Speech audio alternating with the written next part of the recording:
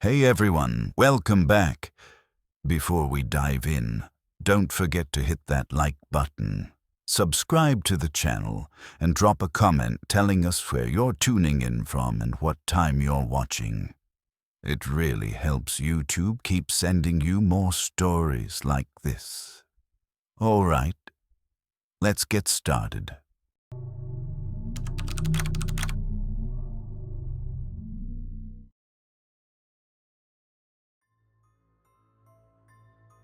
Long before that Sunday in late August, my apartment had stopped feeling like a place I belonged. It was quiet, but the wrong kind of quiet.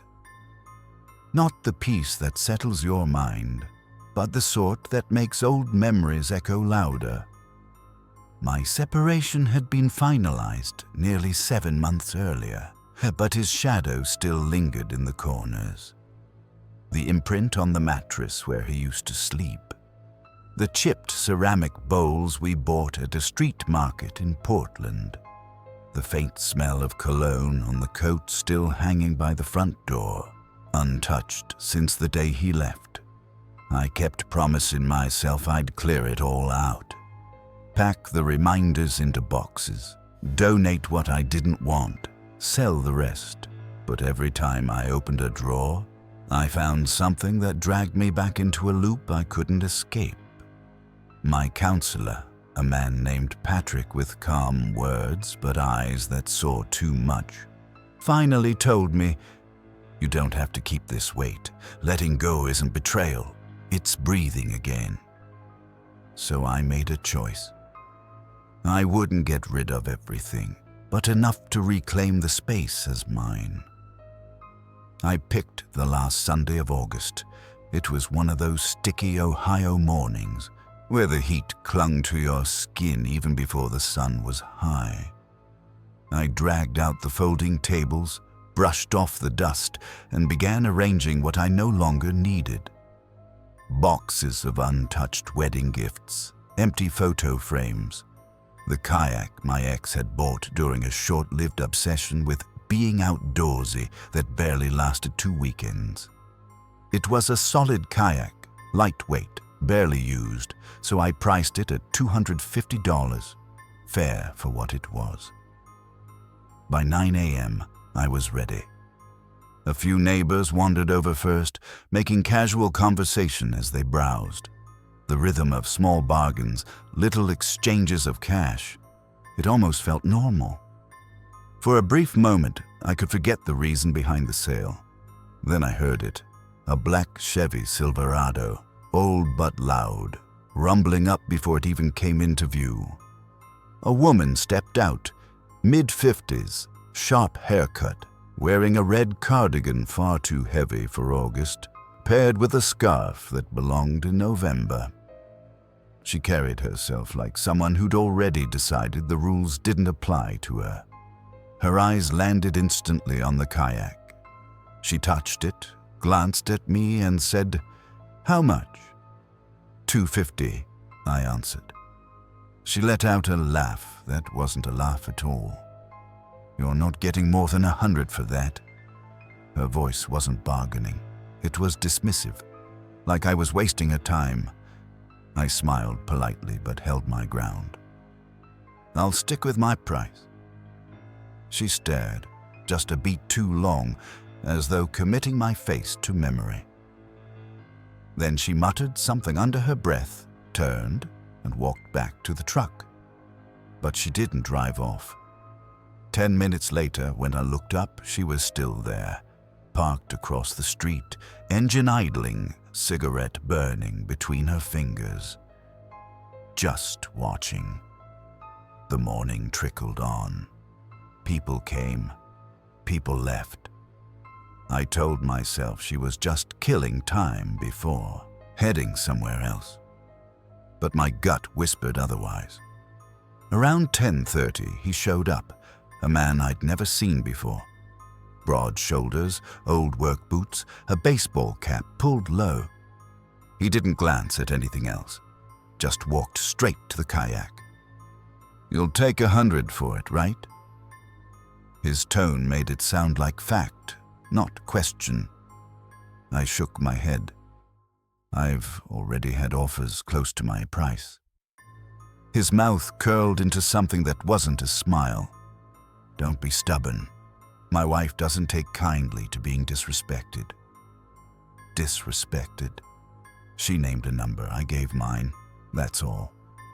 He stepped closer, lowering his voice until only I could hear. Say no again. Prices change real fast when you're scared enough. You think people like you can just... The words dropped heavy into my stomach. Before I could answer, a couple browsing through some glassware turned their heads, catching the tension in his voice. The woman slipped her phone from her pocket, holding it up like a warning. I'm calling the police if you don't leave. For a moment, he didn't move. Then he glanced back at the Silverado, where the woman in the red cardigan sat, cigarette smoke curling lazily out her window. Finally, he stepped back. You'll regret this, he muttered, low enough that only I caught it before walking away. The woman in the truck never looked away from me. Her stare cut like glass. The day dragged forward, but my focus was gone. Every time a car slowed in front of the house, I tensed. Every time footsteps passed, I looked up too fast. I forced myself to keep smiling at customers, but my eyes kept darting to the street. By mid-afternoon, there it was again. The black truck. Not directly in front, but parked 2 houses down, angled just enough so the driver's seat had a clear view of my yard. The windows were tinted, but I knew. Same grill, same low hum of the engine. They didn't get out, didn't call over, just sat there, watching. The weight of it pressed against my chest. I tried to act normal, folding clothes, rearranging the dwindling items on the tables, but no matter what I did, I felt their eyes. When I finally started packing up around 4 o'clock, the truck pulled away. The sound of the engine fading should have been relief, but it wasn't. It felt more like someone had hidden the blade instead of putting it down.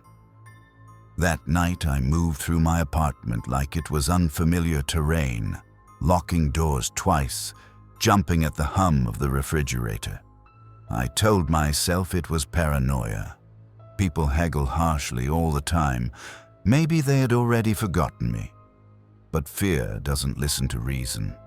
It listens to his voice when he said prices could change. It listens to a stare that hadn't broken once. By midnight, I was still awake, lamp on, ears straining for an engine that never came. The next morning, Monday, I decided. The kayak was going online. I didn't care if I had to sell it cheap or ship it across the country. I just wanted it gone. Within a week, it was. Bought by a family 3 states away, but the feeling never left. I didn't see the Silverado again, yet every time I walked to my car, my eyes swept the street first. Every time I stepped into a grocery store, I caught myself looking twice at women in red sweaters. The sound of heavy boots behind me in a parking lot still makes my heart jolt. What I learned wasn't about sales, or even about the kayak. It was about how thin the line really is, between everyday exchanges and the ones that twist into something darker.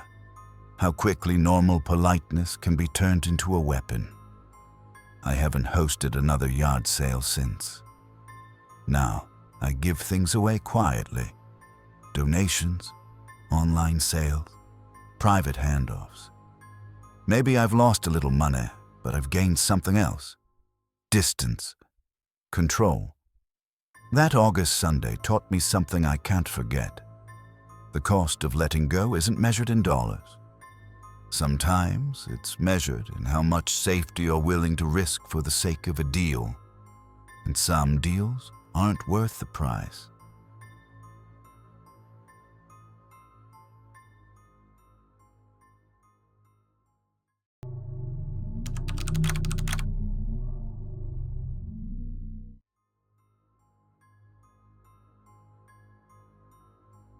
When you clear out a house after someone passes, you don't just uncover their belongings.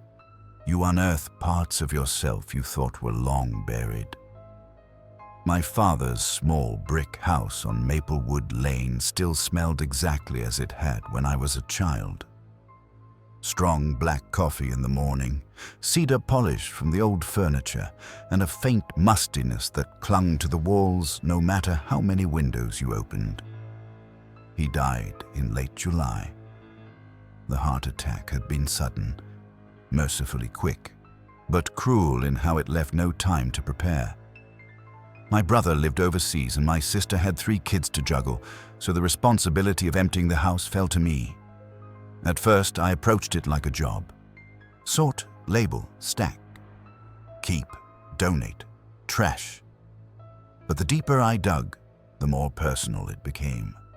A clay mug I made in 4th grade, misshapen but painted with shaky swirls of blue. Old letters written by relatives long gone. Boxes of vinyl records I remembered him playing late at night when he thought no one was listening. And then, the part I dreaded, his collection of porcelain dolls. My father wasn't the kind of man you'd expect to collect dolls, but after my mother died years earlier, he had started hunting for them at estate sales and antique shops. "They've lived lives," he used to say. "You can feel it in their eyes." To me, they were unsettling. Their painted faces, stiff postures, and glossy eyes that seemed to follow you from room to room. Some had real human hair, fine strands so delicate it made my skin crawl. But to him, they were treasures. He even tied small tags around their wrists with the names he gave them. After 2 weeks of sorting, I realized I couldn't keep them all. I couldn't keep most of anything, not if I wanted to move forward without drowning in the past. So I made a decision. I'd hold a yard sale. Practical, clean, final. On the 2nd Sunday in August, I lined the dolls on a folding table in the driveway. The morning air in Indiana was heavy with late summer humidity, the kind that sticks to your skin before the sun even clears the trees. As I set them out, I couldn't shake the feeling that I was exposing something private, laying pieces of my father's life bare for strangers to sift through. By 7:30, the first cars rolled up. The early risers, bargain hunters. A woman in a sun hat bought an old quilt. A man in denim overalls haggled for a box of detective novels. Most were friendly. Normal. Then he came. He was tall, gaunt, wrapped in a long gray overcoat despite the sticky August heat. His hair was slicked back too neatly, shining with pomade, and his eyes never stopped moving. They darted from table to table until they landed on one doll in particular. A porcelain girl with a crack across her cheek and a faded blue dress. "You got anything old?" he asked. His voice was low, rough, almost conspiratorial. "These are mostly from the 70s and 80s, I replied, trying to sound casual. He didn't seem to hear me. He lifted the cracked doll carefully, running a finger along its damaged cheek. His lips moved as though he were talking to it. Then, louder, he muttered, "This one's been touched." "Sorry?" I asked, uneasy. "Do you know where she came from?" he said, eyes locked on me. "My dad collected them," I answered quickly. He set the doll down, gently, too gently, as if afraid of offending it. Then he asked for a price. I hesitated. $10. A faint smile tugged at the corner of his mouth. "People take these things home and bad luck follows. They don't belong out here, not exposed like this." I forced a laugh. "Well, then I guess you're doing her a favor." But he didn't laugh. He paid in exact change, tucked the doll under his coat, and before turning away, he leaned closer and whispered, "If she calls, don't answer." Then he walked to a battered white sedan, climbed in, and drove slowly down the street. The rest of the morning stuttered by. People came, bought trinkets, left. I tried to push his words from my head, chalking them up to eccentricity. Every sale has its share of strange characters. Still, his voice echoed in my head. If she calls, don't answer. Around 11 o'clock, I saw the sedan again, parked at the corner of Maplewood Lane, angled toward the house. He sat inside. When I looked directly at him, his head turned away. I busied myself with customers, but every time I glanced up, the car was still there. By mid-afternoon, the crowd thinned. The shadows stretched long across the driveway as I started boxing up unsold items. That's when I heard it. A faint click, click followed by the roll of something small across the asphalt. A marble. It stopped at my shoe. I bent to pick it up but froze. My father never collected marbles. We never had them in the house. "Lose something?" a voice called. I looked up. He was there, standing at the edge of the yard. No car in sight. Just standing, hands at his sides, eyes fixed on me. "You need to leave," I said, sharper than I felt. He tilted his head as though weighing my words. Then he said softly, "It's not me she wants." And with that, he turned and walked away, vanishing between two neighboring houses. That night, I locked every door twice, drew every curtain. The house felt smaller, the air heavier without daylight. I tried to distract myself with a book, but every creak of settling wood made me jump. At 2:14 a.m., I woke to a sound. Not the fridge, not the furnace. A slow, deliberate tap. Tap, tap, like porcelain on wood. Heart racing, I crept toward the living room. The tapping stopped. The street light outside cast pale yellow across the coffee table. And there, sitting neatly in the center, was the cracked porcelain doll. The same one I'd sold that morning. My breath locked in my throat. The doors were shut, no windows broken, no sign of forced entry. But the doll was back. I called the police. They searched, found nothing. Suggested maybe I'd forgotten to sell it. I could see in their eyes they didn't believe me, and I couldn't blame them. But I knew. That doll had left with the man, and now it had returned. The next morning, I shoved it into a cardboard box, taped it shut, and drove it straight to the county landfill. I paid the disposal fee, watched the box get tossed into the heap, and left without looking back. All day, I told myself it was over. I cleaned, I organized, I made progress. But that night, lying in bed, I swore I heard it again, faint in the walls, tap, tap, tap. I didn't get up. I didn't check. Weeks have passed. The house is nearly empty now, ready for listing. My siblings don't know the full story. I don't think I'll ever tell them. Sometimes I remember his last words. If she calls, don't answer. I don't know who she is. I don't want to. But on the nights when the tapping starts again, when the air feels too heavy and the silence too sharp, I lie still in the dark, holding my breath, afraid that if I listen too closely, I might hear my name whispered back. Some things aren't meant to be owned, and some memories aren't meant to be disturbed. In trying to let go of the past, I fear I brought something of it home.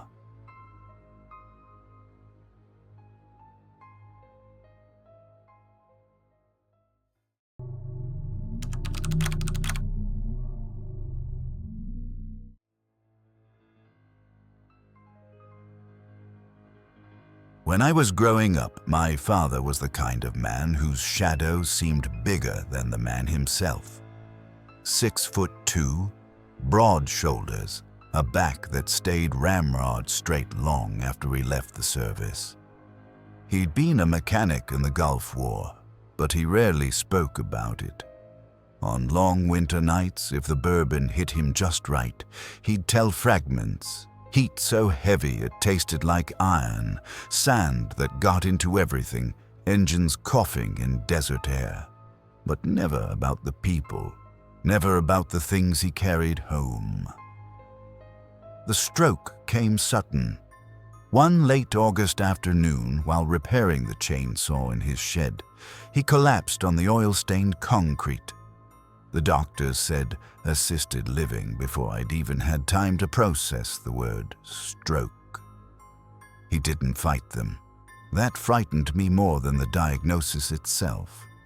My father had never surrendered to anyone or anything. That left me with his house. It sat at the end of Birchwood Lane in the quiet town of Ashcroft, Maine. A two-story colonial with peeling paint, a sagging porch, and a reputation in the neighborhood as Mr. Carter's bunker. Inside, it wasn't a home, it was a shrine. Medals in frames, photographs of his unit, endless stacks of Popular Mechanics and National Geographics piled so high they seemed structural. But the attic, that was different. Even as a child, the attic was forbidden ground unless he was with me. Heavy boxes covered the floorboards, each labeled in his blocky military handwriting. Most were harmless, ksimas, tools, hunt gear. But some carried a darker warning. 3 words, scrawled thick in black permanent marker, "Do not open." Those words had followed me my whole life. A private warning meant for me as much as for anyone else. Even now, as the sole keeper of his house, I couldn't bring myself to touch them. Not fear exactly, more like a grim respect. Some boundaries weren't meant to be tested. By the 3rd weekend of cleaning, the house felt no emptier. The attic loomed over me like a weight. I decided to host a yard sale, at least clearing the ordinary things. The kitchenware, the old drills, the mismatched chairs might help me stop seeing the house as a mausoleum. At 6:40 a.m., before I'd even set the folding tables, a weather-beaten green station wagon rolled into the driveway. The engine sputtered before going quiet. Out stepped a woman in her late 50s, wiry, sharp-eyed, with a tan windbreaker zipped to her chin despite the muggy May heat. She didn't greet me, didn't ask if the sale was ready. She just said, flatly, "Military keepsakes? Overseas stuff? Got any?"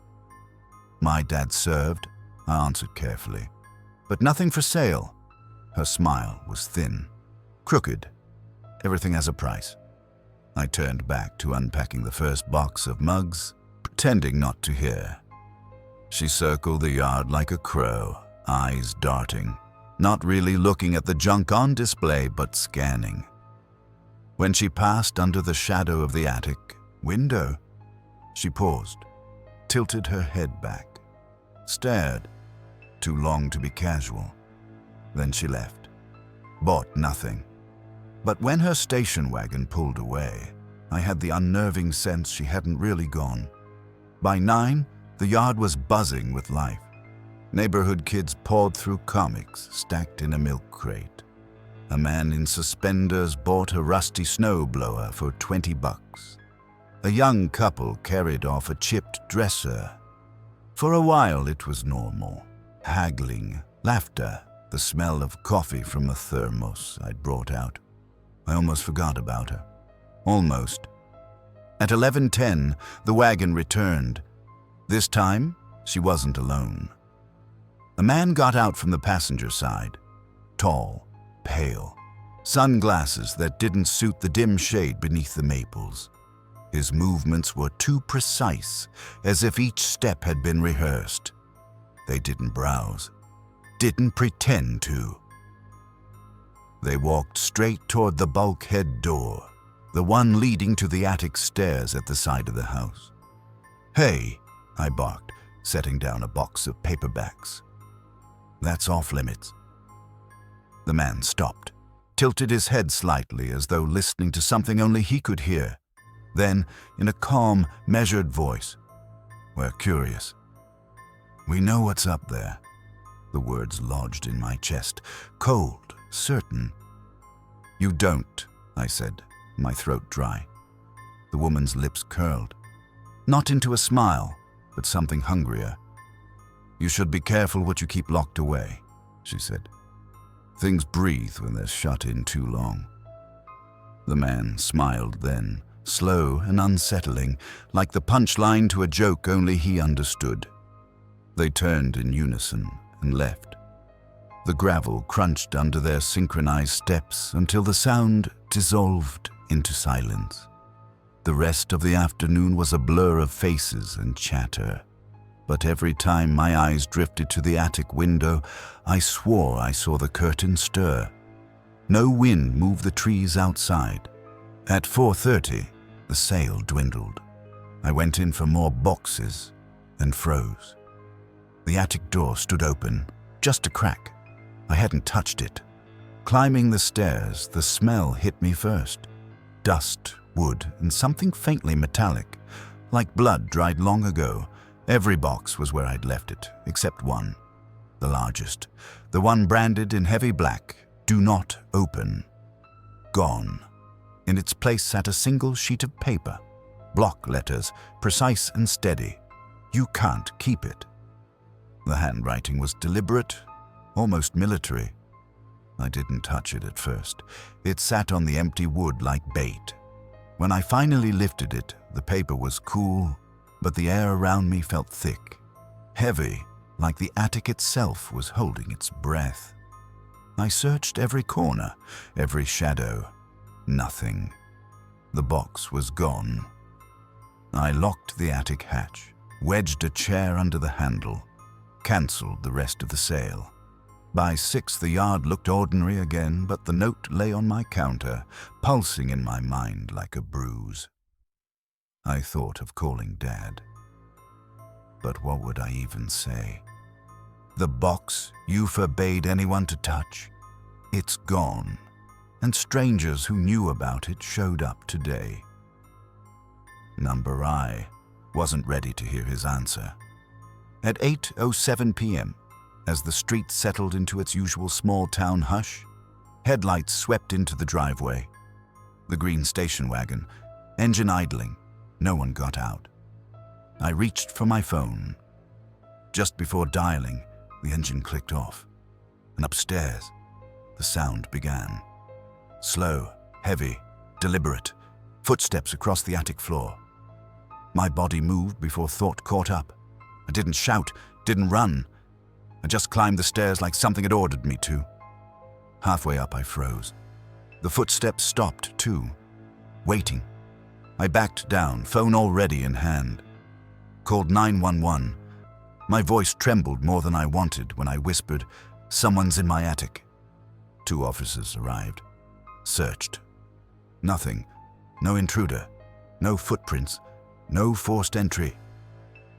The box was still gone. They asked if I might have moved it myself, or if a family member had taken it.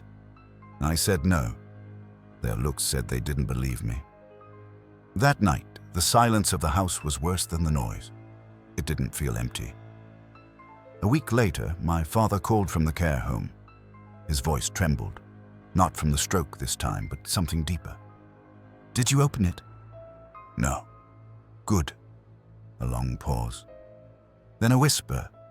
"If it comes back, don't answer." For days I lived like a prisoner, every lock double-checked, every curtain drawn.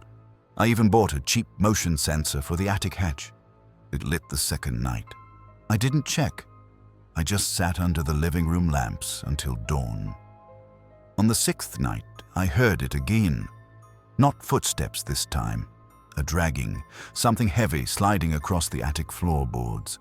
I left, took my keys, got in the car, and drove. For an hour, I circled empty highways, scanning the mirrors for a green station wagon. When I returned near midnight, the motion light above the attic still glared. On the porch sat a box, not the old one. A new one, smaller, taped shut, my name written on top, in those same block letters. I didn't take it inside. I didn't even open it. I drove straight to the dump, left it among the heaps of broken furniture, and didn't look back. The next afternoon, Dad called again. I didn't mention the box, just said it came back. He exhaled long, like he'd been holding his breath for years, then don't answer. 2 months later, I sold the house. I never told the buyers about the attic. It wasn't my burden anymore. Still, sometimes, walking down my new street at night, I'll see a box sitting on someone's porch. Ordinary, harmless, except the handwriting looks too neat, too familiar, and I hear my father's voice in the back of my mind. Some things in life aren't meant to be opened. Not because they hide treasure, because they hide truths we can't carry. Curiosity isn't always a key. Sometimes it's the lock breaking.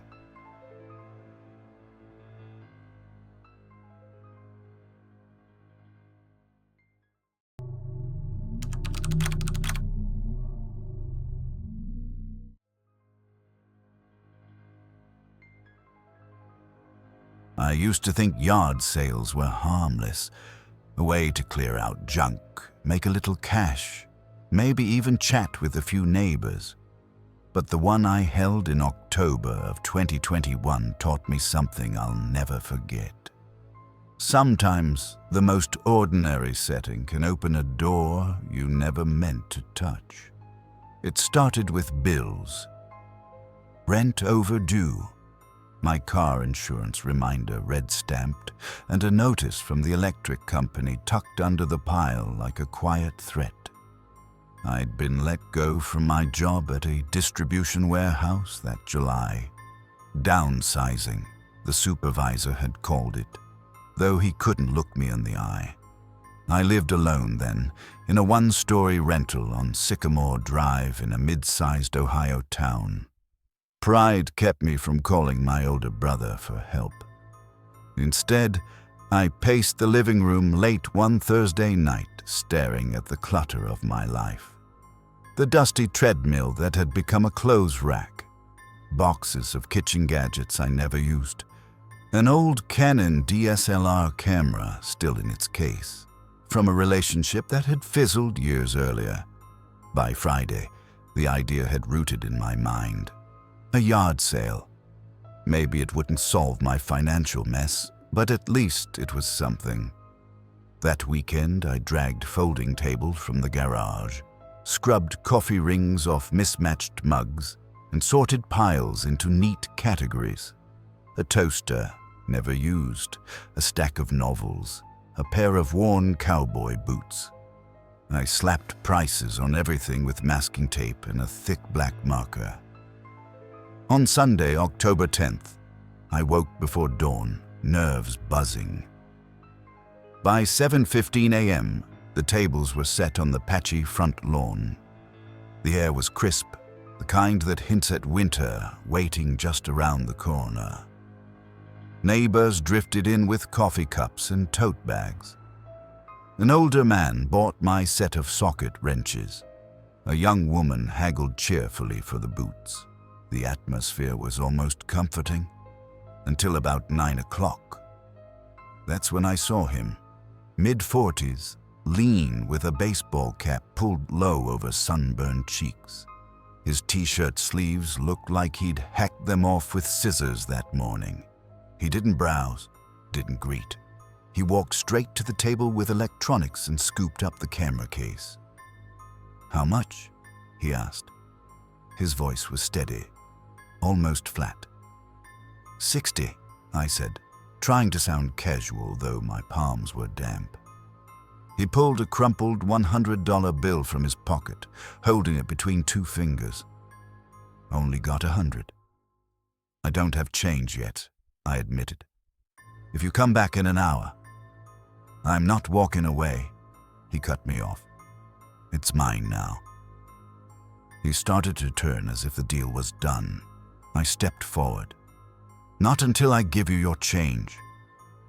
That's when he stopped and fixed me with a stare, long enough that the silence between us turned sharp. Finally, he muttered, "People get robbed at yard sales all the time. Watch yourself." He dropped the bill on the table, left the camera behind, and walked off without another word. I stood there with $100 bill in my hand, heart hammering, trying to shake off the unease. I told myself it was just a strange encounter, but around noon, I spotted his beat-up blue Chevy down the block, angled toward my house. The rest of the day blurred. A man in overalls bought garden tools. A woman bought the coffee percolator. But every so often I'd glance at the street and see that Chevy parked in different spots. Sometimes 2 houses down, sometimes right at the corner. Around 1:20, I noticed a folded slip of paper tucked under the corner of my cash box. I hadn't seen anyone put it there. The handwriting was jagged, messy. "You owe me." My chest went cold. By 5 o'clock, most of the buyers were gone, the tables half empty. I was gathering leftovers when I realized my phone, kept beside the cash box all day, was missing. Panic shot through me. I ran inside to check, and that's when I saw it, the DSLR camera, sitting on the kitchen counter. I froze. That camera had never left the table outside. The doors were locked, the windows shut. My house was small enough that I would have heard someone, but there it sat, right in the center of the counter like it had been placed there deliberately. The Chevy was gone by nightfall, but the damage was done. Every shadow in the house felt thick. At 7:42, the landline rang, a phone I barely used anymore. "Hello?" I answered, voice unsteady. The same man's voice came through. Calm. Too calm. "We're even now, but you still owe me change." Before I could speak, the line went dead. I didn't call the police. Maybe I should have, but fear makes strange choices of us all. Instead, I double-checked the locks, shoved a baseball bat beside my bed, and tried to sleep. At 9:41, headlights swept across my bedroom window. I crept to the blinds and peered out. The Chevy sat directly in front of my house, engine off. The silhouette of the man inside didn't move.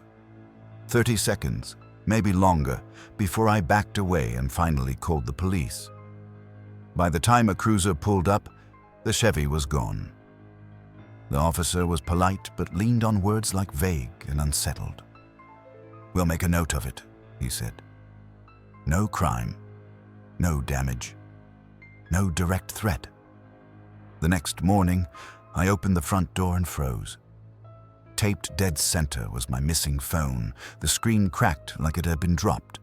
Behind it, folded bills, 2 20s, $40. My breath stuck. He had returned my phone, paid me back, like it was all just some ledger he was balancing. The absurdity of it was worse than any threat. For 3 days, nothing happened. No Chevy, no calls, no notes. I let myself believe maybe it was finished, until the 4th day. I was mowing the front lawn when I saw him, standing across the street. No hat, no car, just standing with arms crossed, watching. I stopped the mower. We stared at each other until he finally spoke, his voice carrying across the quiet street. "You didn't count it." It took me a moment to realize he meant the $40. My skin crawled. "I'm not interested in selling you anything else," I called back. He smiled faintly. "Good, because I'm not interested in buying anymore." Then he turned and walked down the street. No car, no hurry, just walked until he disappeared around the corner. That week I boxed the camera, rented a storage unit for the leftover items, and called a real estate agent. Within a month, I left Sycamore Drive behind. I never saw the Chevy again, but even now, years later, when an old dented car pulls up beside me at a stoplight, I feel that same jolt in my chest. I don't host yard sales. I don't post my address online, and I don't ignore that gnawing instinct in my gut, because the truth is, danger doesn't always roar in with weapons or rage. Sometimes it's quiet, patient, wearing the face of an ordinary man on an ordinary Sunday morning. And once you've let that kind of danger inside your life, it never fully leaves.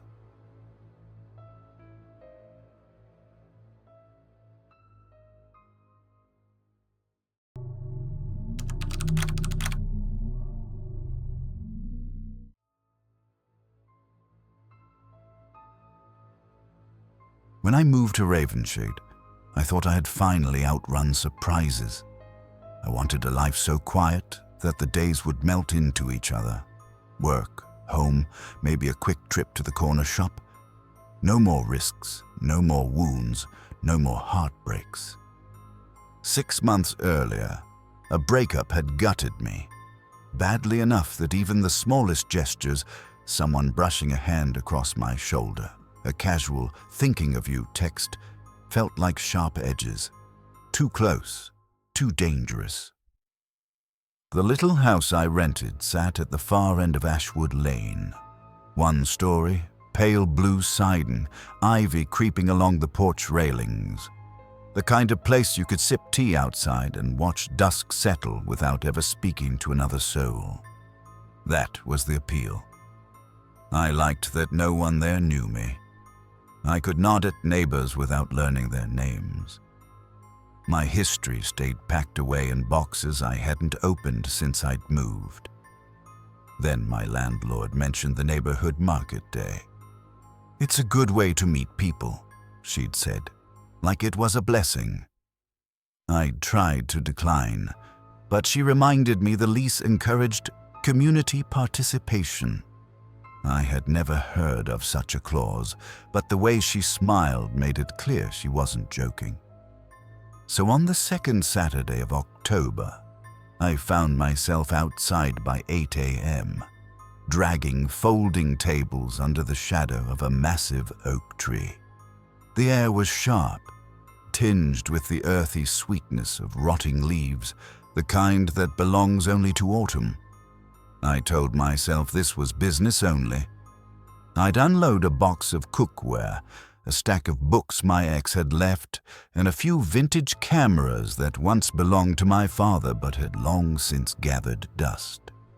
At first, it was the usual crowd, a couple debating over a chipped kettle, a man letting his dog sniff at the cookbooks. Then, around 9:45, he appeared. Tall, dark hair, a grey sweater hanging just right over jeans worn soft by time. He carried the kind of smile that makes you believe you're the only person on the street. His eyes found the cameras immediately. "These yours?" he asked. "They were my dad's," I said. He picked one up carefully, like it was fragile crystal. "These shouldn't just sit in storage. They deserve to see the world." We didn't talk small talk, not weather or traffic. Real talk. The kind you remember later. His name was Adrian. He knew all the coastal trails, the tucked-away coffee shops, the places tourists never found. He spoke like he belonged to the town, like he'd been stitched into it for decades. 20 minutes later, he bought one of the cameras. As he walked away, he said, almost offhand but deliberate, "You can still do it, you know."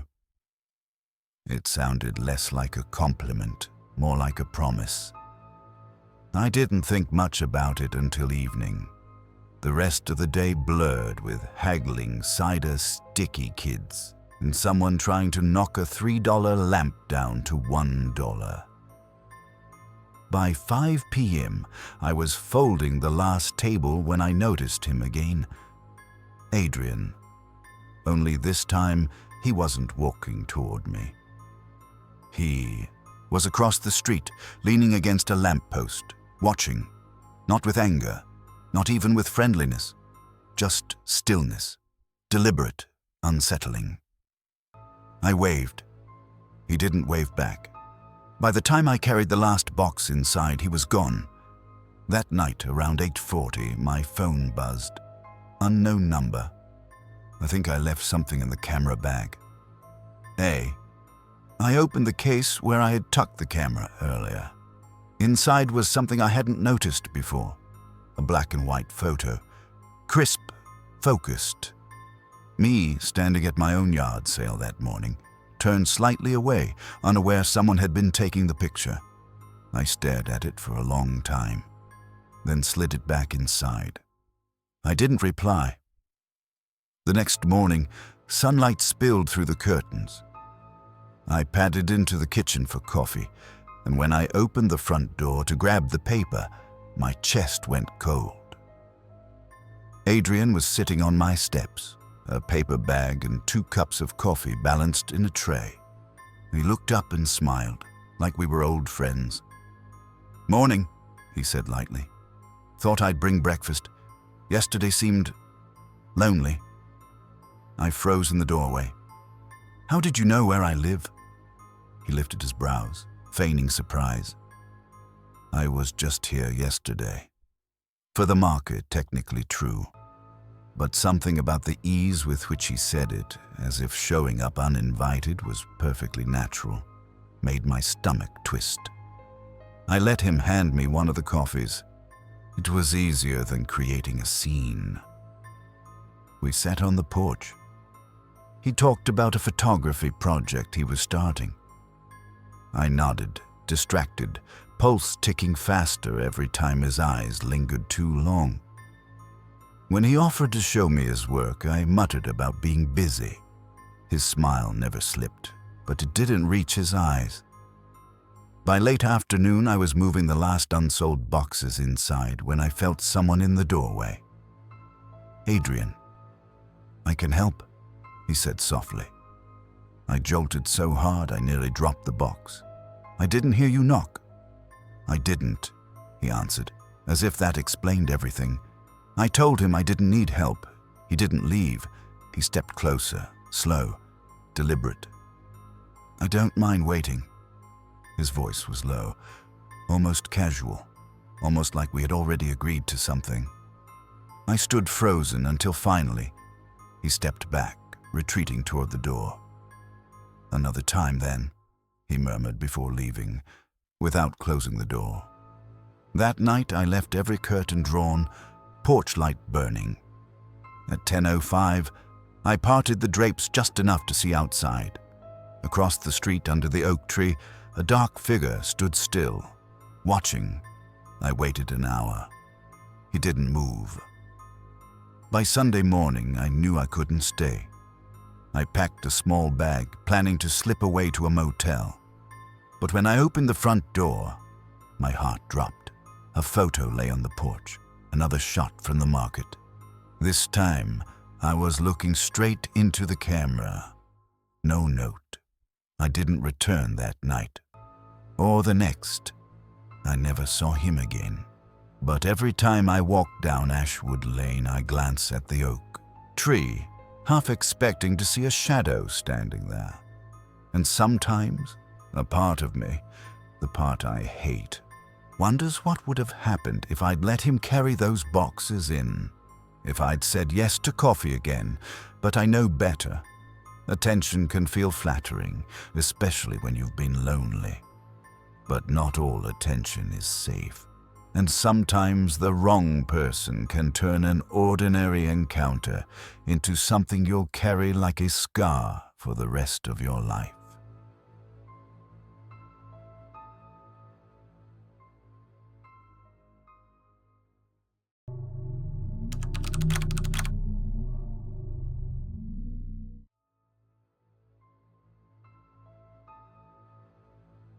If you've ever lived through a divorce, You know, it doesn't just tear two people apart. It tears the very walls around you. The air changes, the colors fade, and suddenly, even silence feels heavier. 8 months earlier, my parents' marriage had collapsed like glass hitting tile. It wasn't quiet or civil. It was loud, messy, and sharp enough to cut through every part of me. After the separation, my older sister, Hannah, and I ended up sharing a cramped 2-bedroom apartment on the west side of Brookhaven, Washington. It wasn't much. The kind of building where the wallpaper peeled like old sunburn, where the stairwell always smelled faintly of mildew, and where every night you could hear muffled shouting from somewhere above or below. Hannah took a job at a discount pharmacy, while I worked nights at a greasy little diner on 14th Street. Our days blurred together. Eat, work, sleep, repeat. Just enough to keep the lights on and the rent barely covered. Most of my belongings were still packed in boxes shoved against my bedroom wall. I told myself I'd unpack once life settled down, but deep down I already knew. Settled was a fairy tale I'd never get. It was on a muggy Saturday in late July when I finally couldn't take it anymore. The heat was suffocating. The fan above my bed only pushed the warm air around like it was mocking me. My skin felt sticky, my mind restless. So I left for a walk. That's when I saw it, a hand-painted sign on a wooden stake, the black marker bleeding into the cardboard from the humidity. Yard sale. Everything must go. The crooked arrow pointed me down Sycamore Street. The sale was wedged between 2 weather-beaten houses whose lawns were more weeds than grass. Boxes spilled onto the cracked pavement, their labels fading. Free, clothes, misc. A few chipped chairs leaned unevenly on the dirt. But none of it mattered, because my eyes locked on the trunk. It sat slightly apart from everything else, almost like the ground itself was holding it at a distance. Old wood, edges rounded smooth by time, faint carvings that might once have been patterns but were now almost ghostly impressions. My grandmother had owned something similar. Hers always smelled like cedar and mothballs. I felt it before I even touched it. A pull. Familiar, but wrong. The woman running the sale noticed me staring. She was in her late 70s, wiry, her posture still sharp despite her age. Her white hair was twisted into a bun so tight it seemed to tug at her skin. She forced a polite smile, but her eyes weren't on me. They kept darting up toward a narrow attic window in the house behind her. "Is this yours?" I asked, nodding at the trunk. Her hand froze on the edge of a table. When she finally spoke, her voice was low, thin. "Some things are better left untouched. That one's not really for sale." Something in her tone made the hairs rise on my neck, but my stubbornness outweighed my instinct. This was the kind of peace that made an apartment feel like a home, not just another rented box. "I'll give you 10 for it," I pressed. She hesitated. Then, with a strange little shrug, she took the bills. Her hand trembled against mine, her voice barely above a whisper. "Be careful with it." I told myself she was just being sentimental. I didn't know yet that I had just bought something I could never return. Dragging it back up the apartment stairs, Hannah looked up from the couch, her pharmacy scrubs wrinkled, an episode of Fix-It Garage flickering on the TV. "What's that?" she mumbled, her eyes narrowing. "Yard sale, $10, I said, panting. She smirked. "Hope it's not full of cockroaches." We shoved it against the wall of my room, where it seemed to almost hum faintly against the drywall. That night, I opened it. The hinges groaned like bones cracking after being still too long. Inside, stacks of brittle photographs, handwritten letters browned with age, and at the very bottom, a delicate little music box with mother-of-pearl inlay. I wound it. The melody was light at first, delicate as falling snowflakes, but behind the music, under the tinkling notes, was something else. At first I thought it was static, then whispers, urgent, hushed like voices in another room.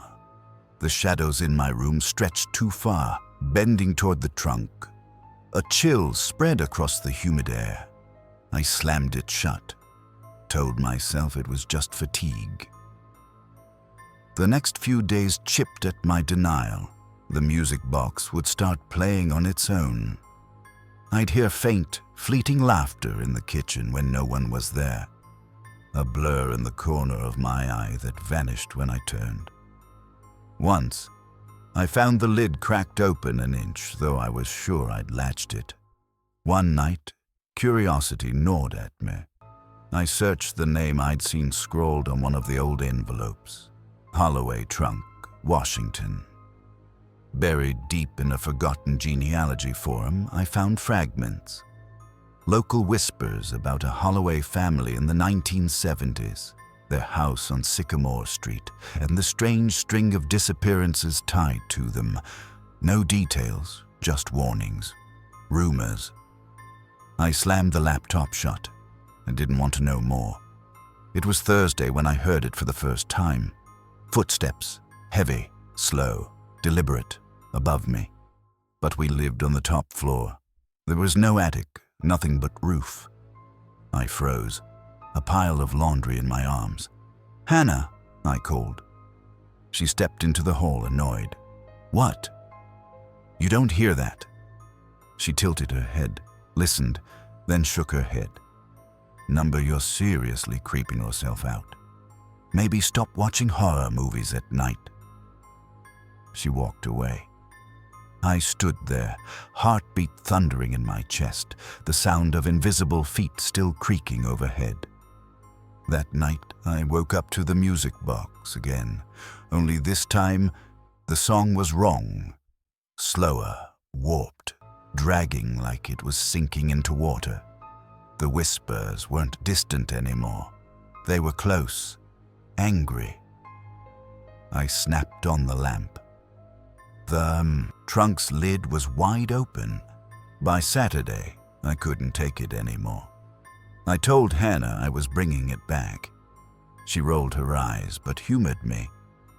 We walked back to Sycamore Street as the sun dipped, painting the cracked pavement in burnt orange.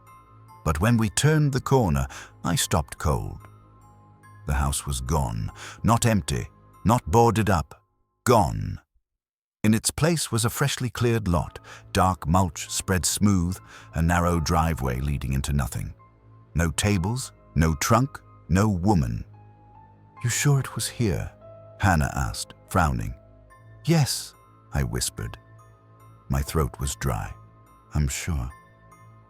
We stood there long after the streetlights flickered on. Then we walked home. With the trunk, weeks have passed. I've tried to ignore it, to treat it like just another piece of furniture. But sometimes late at night I hear the music again. Not from my room, sometimes from the hallway, sometimes from the kitchen. The shadows still bend wrong. And when I pass my window, I feel eyes on me. Watching, waiting, not from outside, from inside. I keep the trunk closed now. A blanket draped over it, as if that makes any difference, but I know better. Whatever was in that attic, wherever that attic even was, it's here now. With me. Some curiosities should never be followed. Some histories are meant to stay buried, and some stories will finish themselves whether you want them to or not.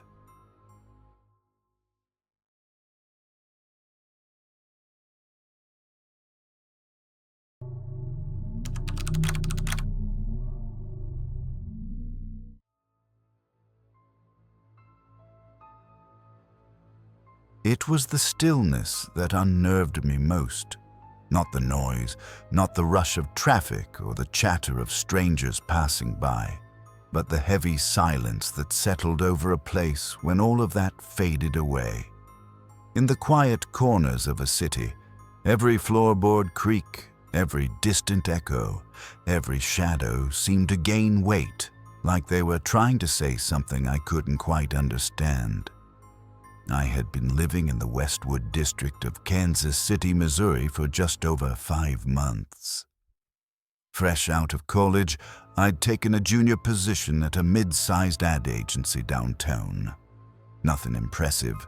Drafting emails, copy edits, coffee runs, scheduling posts that nobody cared about. It wasn't the kind of job you brag about, but it was better than crashing in my parents' basement.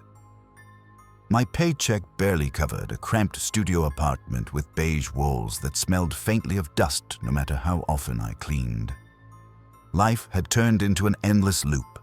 Wake, commute, work, scroll, sleep. The kind of existence that grinds you into autopilot. Saturday mornings became my only escape. I'd wander the blocks around my neighborhood just to break routine. Farmers markets, art stalls, garage sales, anything that hinted at being different. That's when I saw the sign. It was neon green, stapled to a wooden pole on a side street I'd never walked before.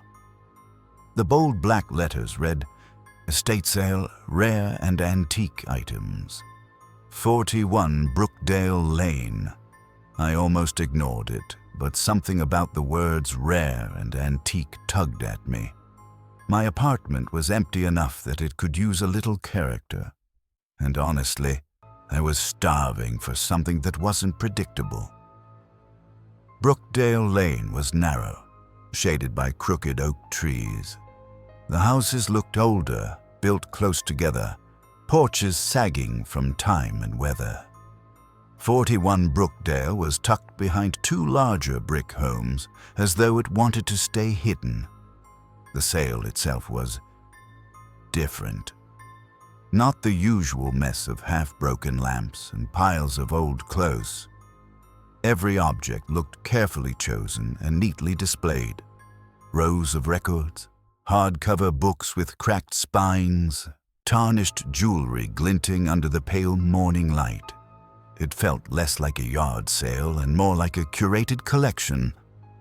And then I saw her, a porcelain doll sitting on a wooden crate at the very edge of the display.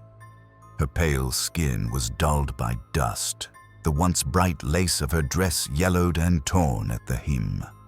The most striking part, though, were her eyes, deep blue glass, fixed forward, sharp, unblinking. The man running the sale noticed where my gaze lingered. He looked to be in his late 60s, hair silver, posture stiff, eyes far too alert for someone casually selling old things. "Careful with her," he said, his voice almost a whisper. "She's not taken lightly." I half laughed. "Not taken lightly? What's that supposed to mean?" He didn't answer, just turned away, shuffling through a stack of vinyls like I hadn't spoken. I should have walked off, but I was desperate for something unusual to pull me out of the grayness.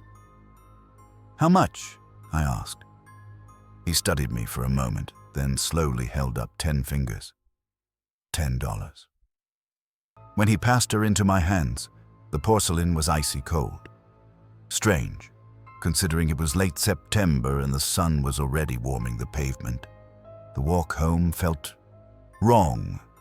Streets were empty, quieter than usual, and more than once I turned, certain I was being followed. No one was there.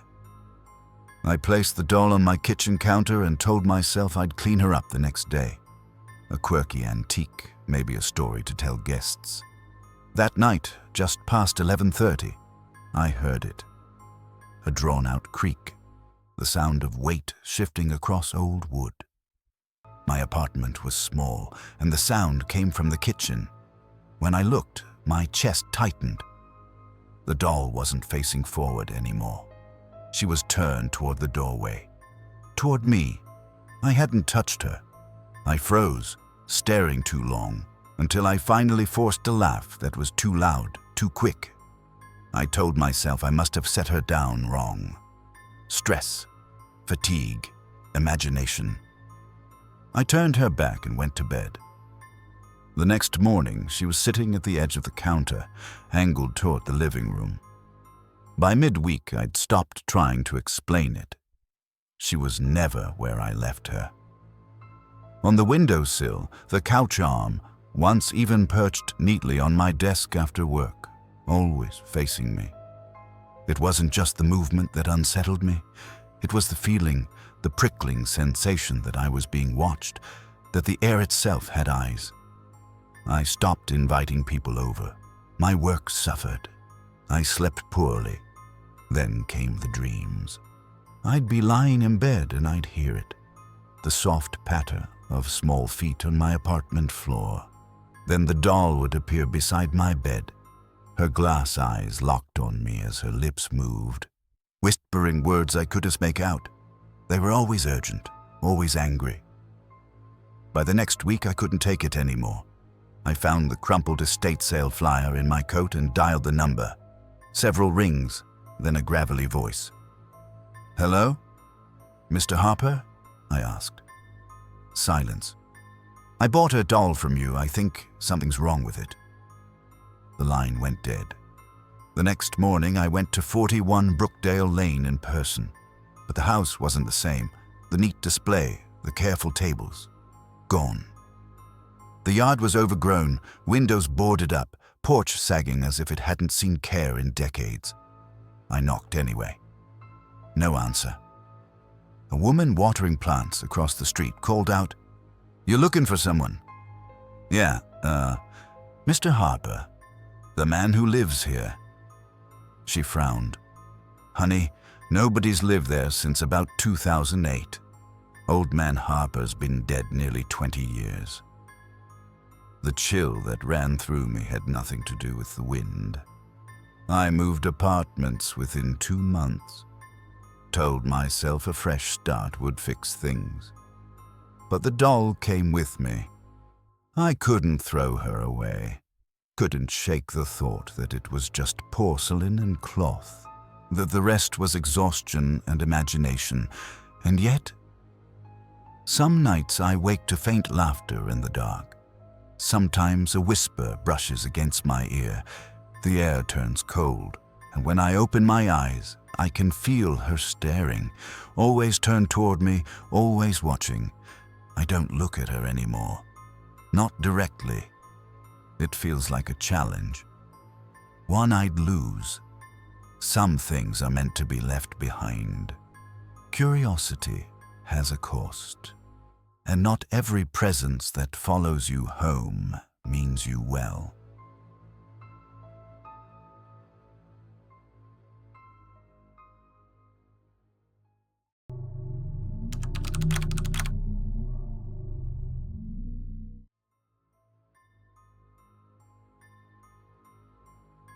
Some mornings carry a weight you can't quite explain, like the air itself is holding its breath, waiting. That Monday morning in late September had that kind of weight. The sky was overcast, a pale gray blanket that made the streets of Ashford Heights, a quiet suburb just outside Cincinnati, look duller than usual. Lawns were still wet from sprinklers. A dog barked in the distance, and the faint smell of maple syrup drifted from a nearby porch. I didn't have a plan when I left the house.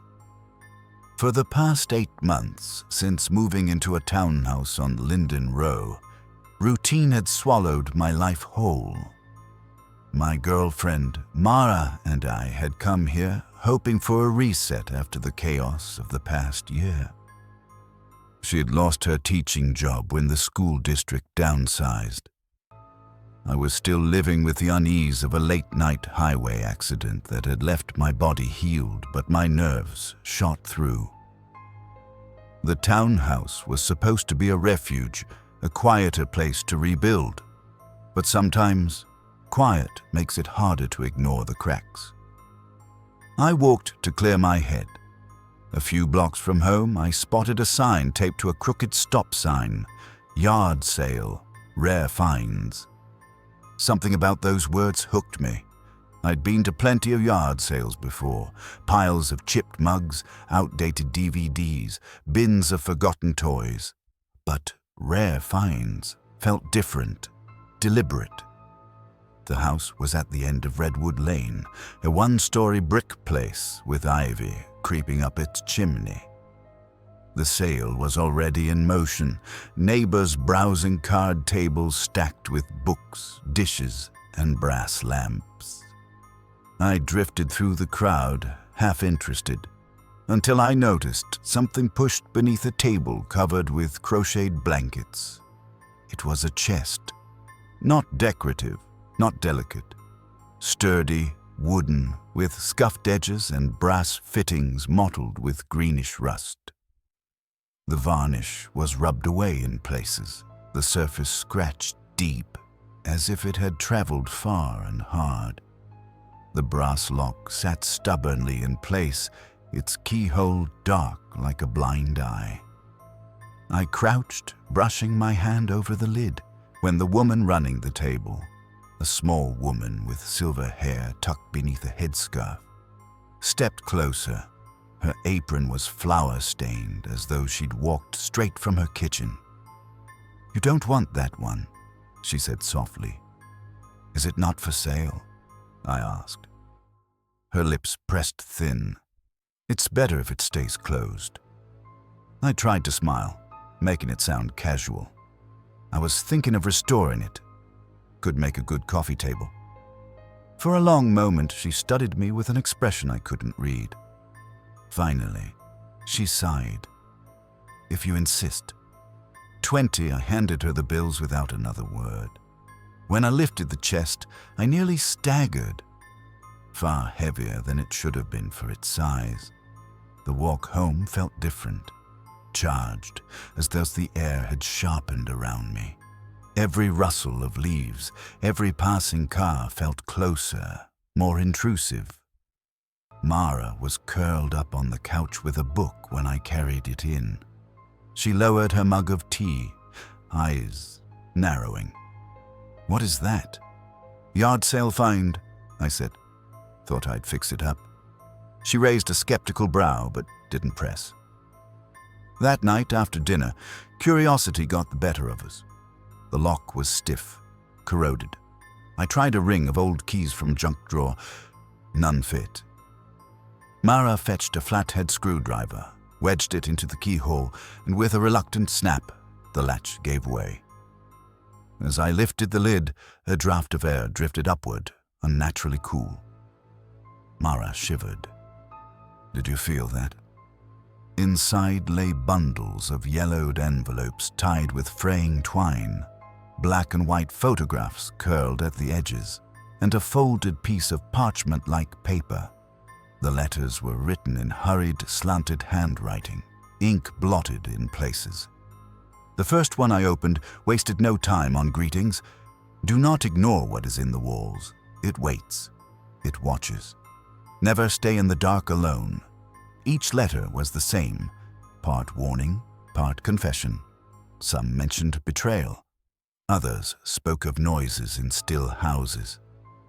Mara sifted through the photographs. Each showed the same house from different angles.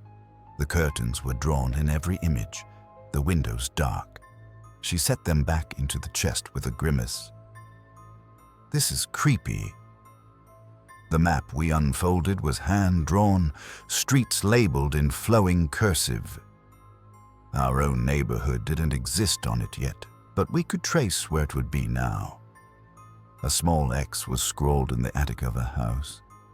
We put everything back and shut the lid, both pretending it was just history.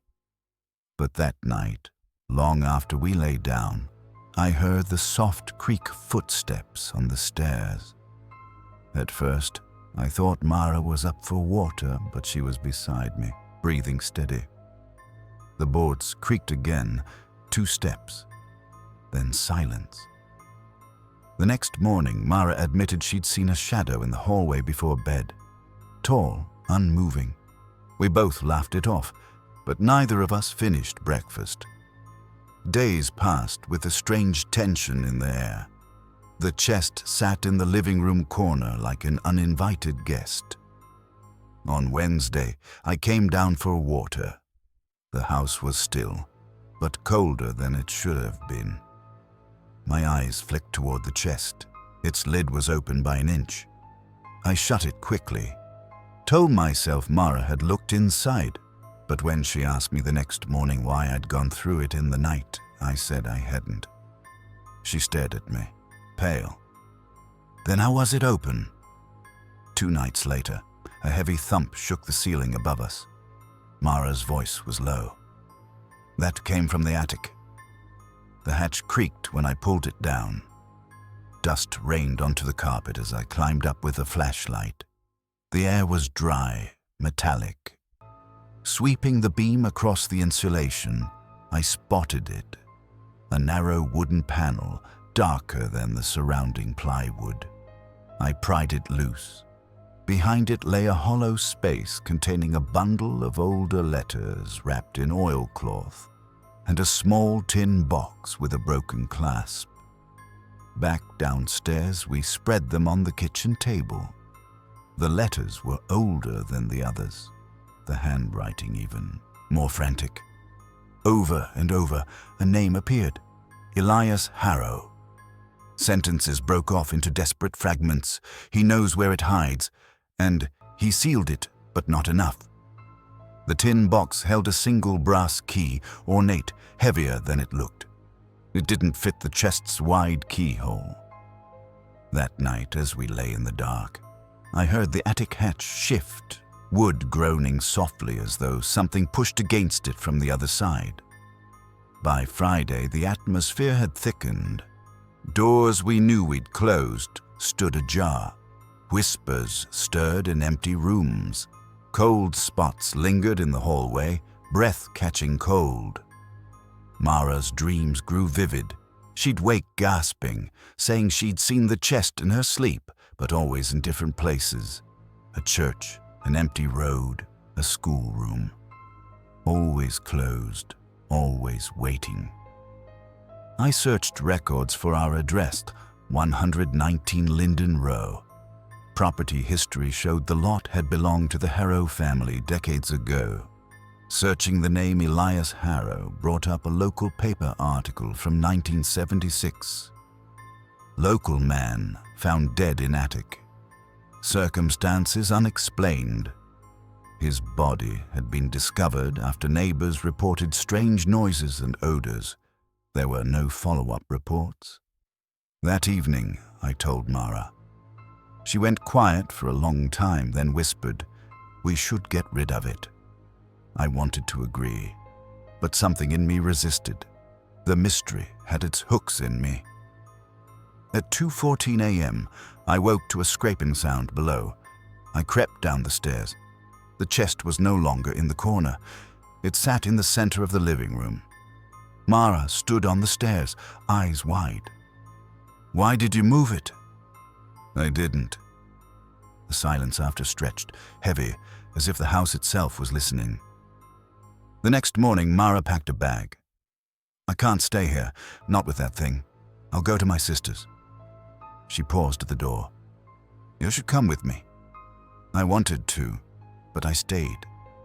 That evening, I sat alone at the table, the letters spread around me. The brass key was cold in my palm. I lifted the chest's lid again. Digging deeper, I found a false bottom I hadn't noticed. Beneath it lay a small lockbox. The key fit perfectly. Inside were more letters, neater this time, resigned. They spoke of keeping it contained. One ended mid-sentence, ink smeared as though the writer had been interrupted. The lamps buzzed faintly. The room darkened though the bulbs burned steady. My ears filled with a low hum. That night, I dreamt of a man in the corner of my bedroom, his face hidden, but I knew his name. Elias. When I woke, my throat was dry. The chest sat at the foot of my bed.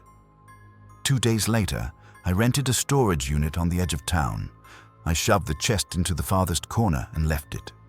Driving away, I thought I'd feel lighter, but I didn't. The townhouse is quieter now, but some nights I still hear the faint creak of steps in the hallway.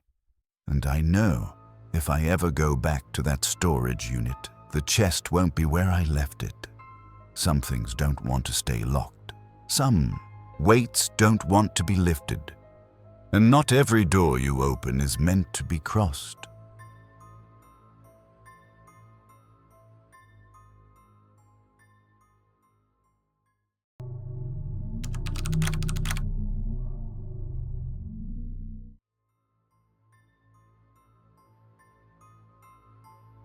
Small towns move at their own pace.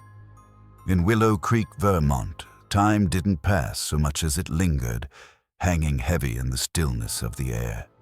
The morning smelled of pine and damp soil, evenings of firewood and rain settling into the grass. After years of living in New York City, I thought trading noise for quiet would give me the reset I needed. It had been nearly 14 months since I moved into my Aunt Clara's old farmhouse. At first, I told myself it was temporary, a place to breathe after losing my job and ending a long relationship, but temporary has a way of stretching into permanence. My resume sat untouched on my laptop. My savings trickled away, and most days I drifted between chores, odd jobs, and long walks through town. By fall, my distraction became yard sales. They weren't just about cheap finds. They were little windows into other people's lives. I'd thumb through yellowed books, run my hands across furniture scarred with decades of use, or stare at boxes of photographs belonging to families I'd never know. It was grounding in a way, a reminder that every object had a story, even if the people who owned them were long gone. That particular Saturday morning in late September was sharp with the first bite of autumn. Clara had gone into town for groceries, leaving me the day to myself. As I walked along the gravel shoulder of Hollow Road, I noticed a sign nailed to a weather-worn post. Yard sale, antique goods. An arrow pointed down a narrow lane. The drive was long and dipped into a clearing where folding tables were arranged in careful rows. An older woman, maybe late 40s, stood at the far end arranging a row of old typewriters. Her dark hair was tied back, her expression unreadable. She acknowledged me with a small nod but said nothing. Later, I'd learn her name was Evelyn. The sale felt different from the usual clutter. The items weren't random leftovers of a family purge. They were deliberate. A collection. Old clocks frozen mid-tick, stacks of brittle newspapers tied in string, jewelry that looked like it hadn't been worn in half a century. That's when I noticed it. A Polaroid camera, tucked half-hidden beneath a stack of old novels. Its leather strap was cracked, its body scuffed, but it carried the solid weight of something built to endure. The kind of object that didn't feel discarded. It felt weighting. I lifted it, feeling a strange tug in my chest. "Does it work?" I asked. Evelyn's hands stilled over the typewriters. She glanced at the camera, then at me. Her voice was low, almost reluctant. "It works, in its own way." The answer was vague, rehearsed even, like she'd been asked too many times. I waited for her to elaborate, but she returned to her arranging. I handed her a few crumpled bills. No story, no small talk. She placed the camera into a plain paper bag, her lips pressed into a closed-mouth smile. I walked home with the weight of the camera swinging against my side, not realizing that I wasn't carrying just an object. I was carrying something else entirely. Back in the farmhouse kitchen, golden light filtered through thin curtains. The air smelled faintly of coffee grounds left in the sink. I set the camera on the table and rummaged through drawers until I found an old pack of film I'd picked up at a flea market months ago. Expired, probably useless, but worth a try. I aimed the camera at the empty wall across the kitchen and pressed the shutter. The machine whirred to life, louder than I expected, spitting out a photo with its chemical tang. I set it down, waiting for the image to emerge. When it did, my chest went tight. The kitchen wasn't empty. A boy stood near the window, no older than 12, dressed in trousers too short for his legs, a starched white shirt buttoned high at the collar. His hair was neatly parted, his eyes hollow in expression. I'd been alone in that room. I told myself it was a film defect, an old exposure burned into the strip from a previous owner. Anything but what it looked like. Still, unease clung to me. I tried again, this time outside, pointing it at the porch. When the photo developed, it showed my uncle's old rocker, sunlight draped across the boards. Sitting in the chair was Clara's late husband, cigarette in hand, smoke curling upward. Only, he looked decades younger, his face smooth, his posture alive in a way I hadn't seen. And he hadn't smoked since the 1990s. That evening, when Clara returned, I showed her the photos. Her face hardened as soon as she saw them. "This isn't possible," she muttered, pushing them back toward me. "What do you think it means?" I asked. "It means you should get rid of it." Her tone was flat, but the tremor in her voice betrayed her unease. I laughed it off, tucking the photos into a drawer. But the truth was, something in me already knew I wouldn't stop. By midweek, I was taking photos compulsively. The living room shot revealed a floral wallpaper that had been stripped away decades ago. The front yard photo showed the same maple tree, but instead of Clara's Ford, there was a rusted 1950s sedan parked in the dirt. Each picture wasn't random. The camera knew. It revealed the history of whatever it faced. But it wasn't only the past. One night, curiosity edged into obsession. I aimed it at the mirror in my bedroom. When the photo slid out and developed, my hands trembled. It wasn't my reflection. It was me, 10 years younger, sitting in the first apartment I ever rented in Boston. Hair shorter, eyes brighter, a version of me I barely recognized. That was when the thought took root. If it could show the past, maybe it could show the future. The idea gnawed at me until Friday night, when I finally gave in. I drew the curtains, sat at the edge of my bed, and raised the camera toward the room. The shutter clicked. When the photo developed, my lungs locked. It showed my bedroom, same lamp, same walls. But I was lying in bed, wide awake, eyes fixed on the ceiling. A dark figure leaned over me, its outline barely human, whispering something into my ear. At the bottom corner, a timestamp glowed. October 12th, 2022. 3 days away. I barely slept until the 12th. When the night came, I locked my door, turned on every lamp, and sat upright in bed with the cameras in my lap. The hours dragged. Midnight arrived. The lights flickered, the air shifted, heavy and sharp, like pressure before a storm. Something moved at the foot of my bed. I couldn't look. The camera clicked on its own. A photo slid out. I didn't touch it. I left it face down on my desk for days, too afraid to know. Clara noticed my silence, my hollow eyes at breakfast. She asked what was wrong, but I couldn't drag her into this. Eventually, my curiosity betrayed me. One evening, I slid the photo from its sleeve and watched it develop. The image showed me in bed, alive, awake. But the shadow was no longer leaning. It was sitting beside me, its form sharper, more present. Its head tilted toward mine, faceless but focused, as if it had decided to stay.